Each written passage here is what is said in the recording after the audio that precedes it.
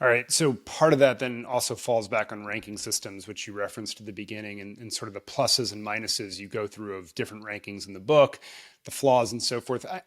I'd love your take on this. Is the best answer to actually just have a lot more rankings that take very diverse approaches so folks can triangulate, Triangulate. Yep. right? I think it's a Figure out what's really best for good. them. Yep.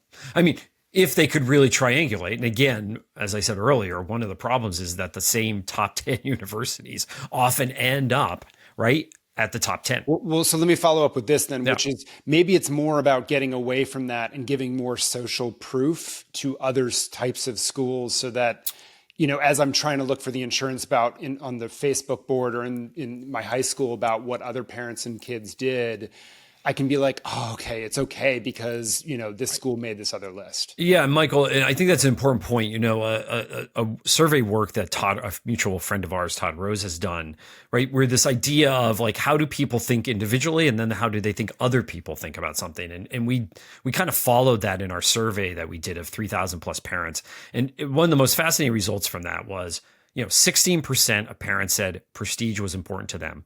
27% of parents said, or very important, I should say, to them. 27% of parents said it was very important to their kids. 61% said it was important to people in their community.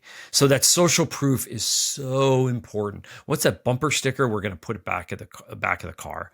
That becomes so important to us. So if we could figure out ways to give social proof to these other universities, beyond, by the way, just the rankings or just acceptance rates, I think that will help people open their eyes to many more colleges and universities out there.